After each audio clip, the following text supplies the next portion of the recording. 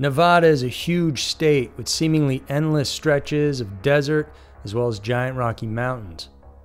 It's a melting pot that attracts people from all around the world with its beautiful landscapes, resorts, and of course, casinos. But beyond all this, the Silver State also has an extensive criminal history, and in today's episode, we're going to be digging deep into some creepy stories you may have never heard of. Here are 5 disturbing Nevada cold cases that will keep you up at night. Number 5. Star Palumbo. Full of hopes and dreams, 25-year-old Star Palumbo left her hometown of Tucson, Arizona back in 1999 in search of a better life. She headed to good old Reno, Nevada, where she lived there with her grandmother. Shortly after arriving, was able to find work at a local pawn shop. Now, Star liked to hang out with friends, as many people her age do, but unbeknownst to her family, she was getting mixed up with the wrong crowd. She used methamphetamine, and considering she was only earning minimum wage as a cashier, it's a wonder how she was able to really sustain her drug habit. On April 25th of 2000, the young woman called her parents back in Arizona for the very last time. Her mother noticed hints of paranoia in her daughter's voice, as according to her, Star believed that she was being followed and that her telephone was being tapped. The following day, Star was found wandering in a restricted area at the Reno Tahoe International Airport. When asked by the authorities there what she was doing, she explained that she was searching for her little sister who had run out onto the tarmac. Airport security, of course, didn't believe her, but she didn't seem to pose a real risk. She seemed dazed and confused, and ultimately, she was ushered out of the facility and brought to the entrance of the Reno Hilton Hotel and Casino, where she said she was staying at around 1 a.m. on April 27th. This, though, was the official last place she was seen, and she never checked into that hotel. Her vehicle was found illegally parked and abandoned at the airport the following day on April 28th. Most of her belongings, her phone and purse with $600 inside, were still in the car. But beyond that, they also found inside printed copies of 3 emails addressed to the White House. In those, she stated that she suspected the federal government was attempting to murder her. There was also a sketch of a woman that looked like Star, and it depicted the female subject bound and gagged. Upon further inspection, they also discovered books about how to go about changing your identity. Her family looked in Reno for her for several months, and in December, 8 months after she had vanished, a casino owner named Linda saw her flyer and told police that she had recently run into Star, who frantically told her she was being chased by a pimp. She believed the man was watching her through the windows, and shortly after, Linda said that Palumbo hurriedly left with an unknown person. The disappearance of Star remains an open case, with police believing that she was either murdered or perhaps overdosed and her body disposed of. Number 4. Stephanie Stroh. At the age of 21, Stephanie Stroh had a dream of traveling all around the world. In 1986, she took a break from Reed College in Portland, Oregon, and with the little she had, she spent time exploring Europe and then Asia before returning to the States in September of '87. Back home, she, together with her boyfriend Art Torrance, then embarked on a cross-country journey. Stephanie, it seems, was determined to see every corner of the world. Their starting point on this adventure was in New York, and they made their way all the way to Salt Lake City, Utah, where Art decided it was time for him to head home to Oregon. Stephanie, meanwhile, was determined to finish what they started, and she planned to continue heading west to San Francisco, where her parents lived. On October 15th, she called her folks from the Four-Way Cafe and Truck Stop in Wells, Nevada, but they weren't home, so she just left a message and said, "Hi, Mom. I'm in Nevada. I'll be home later. Leave the key under the mat." Later on that day, Stephanie was seen talking to a clerk at a Motel 6 in Winnemucca, Nevada. She was looking to book a room, but the place was packed out and the staff tried to help her get a room at another motel in Reno. But Stroh never made it to that Reno motel, and she never got home to San Francisco either. When they didn't hear from her again, Stroh's family reported their daughter missing, and the police looked in between Wells and Winnemucca at first before expanding throughout Nevada and the nearby state borders. But no matter how much ground they covered, there was no sign of the adventurous young woman. A little more than a decade later, in 1998, police received a tip that the missing student's body had been thrown into a mine near Battle Mountain. The FBI and local authorities searched the mine shafts in the area, but they found nothing. And then 5 years after that, in 2003, serial killer Tommy Lynn Sells confessed to Stephanie's murder. He said that in '87, he had picked her up while she was hitchhiking and offered her a ride all the way to Reno. He claimed that they took LSD together, and after that, he strangled her to death, poured concrete over her body, and then dumped her in a hot spring that he described as having an opening about 30 feet wide. Police looked into it, but despite an extensive search, they couldn't find the body, let alone the hot spring he talked about. Sells was then eventually executed in 2014, not for Stroh's case, but for the murder of a girl in Texas. Sells may have been trying to buy time and stave off his execution by fabricating the story.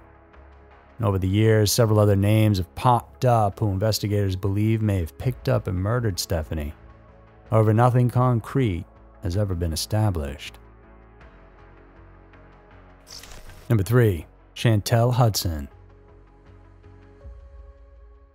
One of the reasons teenagers run away from home can be a strained relationship with their parents and other family members. Chantel Hudson was only 16 when she and her mother had a heated argument over Chantel's choice of friends. So she packed her stuff to run away from home and left the family's apartment in Dayton, Nevada at around 7:30 in the morning on November 14, 1988. Fearing for her daughter's safety, Mrs. Hudson reported her daughter missing shortly after. At the time of her disappearance, she was wearing glasses, and she could also be identified by a large birthmark at the base of her spine and a scar on her ring finger. And 2 reported sightings came in around a month after she ran away, but after being looked into, they were considered misidentifications by investigators. Prior to that, though, multiple witnesses came forward saying that Chantel was seen at a Dayton street party a couple of days after her missing persons report was filed. She was having fun, hanging with friends, but aside from this and the 2 false sightings, no other evidence has ever come out. Early on, it was believed that she was seeing a boy and had met up with him, and that he most likely would have known where she was or what happened to her. But detectives dug and talked to people in town, and there was no clear-cut answer as to who this guy actually was. There were also rumors that she was taking drugs and that she may have gotten involved with the wrong people, but this too was never substantiated. Her own father, for a brief time, was once suspected in her disappearance. It was thought that maybe she ran off to stay with him, but that wasn't the case either. Ultimately, with no sign of the girl, it's believed that shortly after that street party, she most likely was killed and her body disposed of. Whether it was drug dealers, the boy she was supposedly seeing, or someone else altogether, no one knows. But a 16-year-old out on her own is a disaster waiting to happen, and unfortunately, Chantel is proof of just that. Number 2. Gene Moore. You can't talk about Nevada and not think of the lights and nightlife of Las Vegas. But if you're in the know, there's another mini mecca for gamblers and revelers in Nevada, and that is the city of Laughlin. With a population of less than 6,000, this little Vegas is filled to the brim with unsolved mysteries. one of which is the disappearance of a prominent Californian named Jean Marie Moore. Moore was once the honorary mayor of Apple Valley, located in San Bernardino County, California.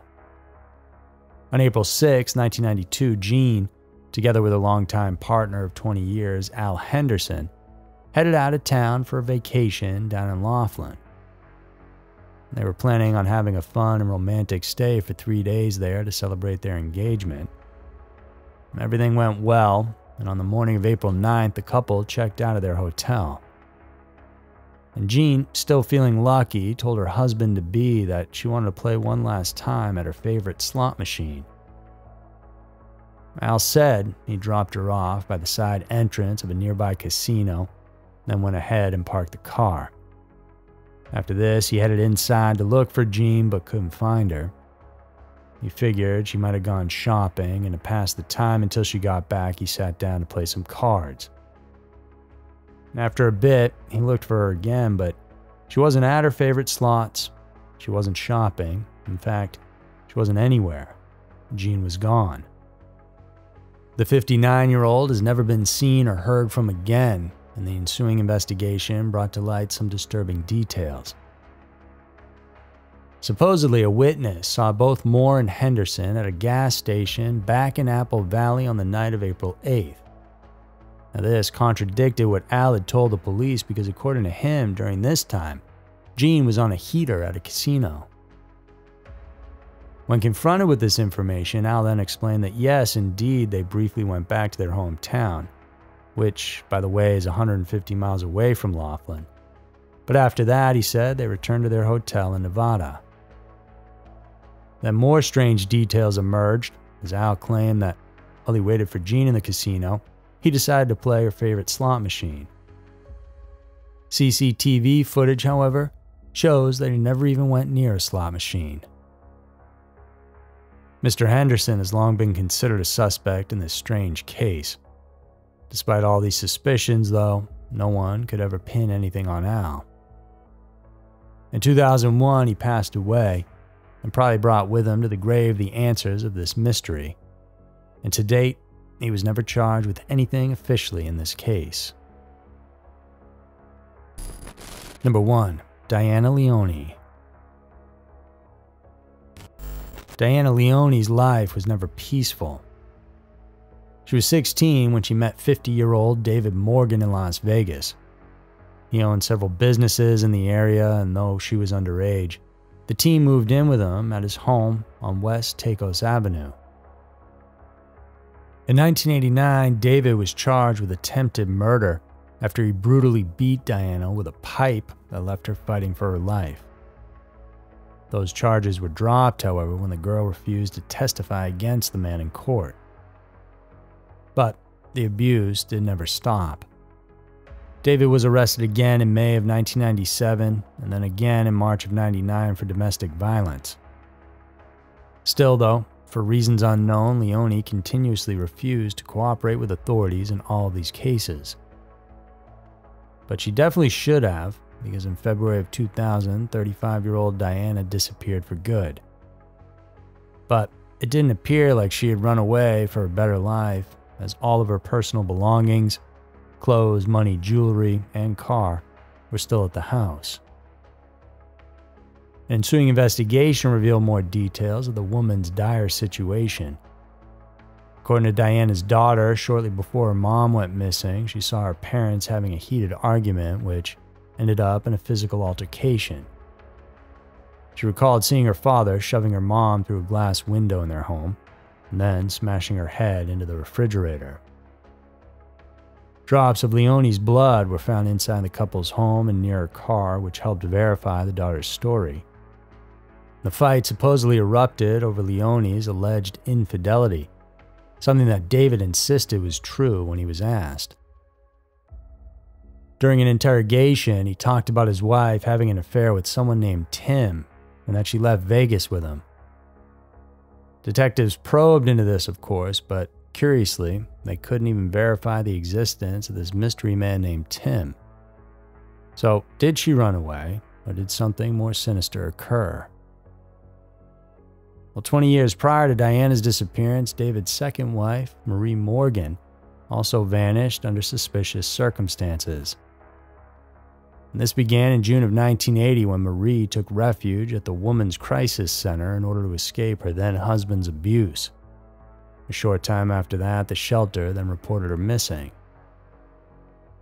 When questioned, David said that she had run off with her lover, named Gabriel Vincent. When searched for, Gabriel couldn't be located, but as someone living a drifter lifestyle like he was never reported missing.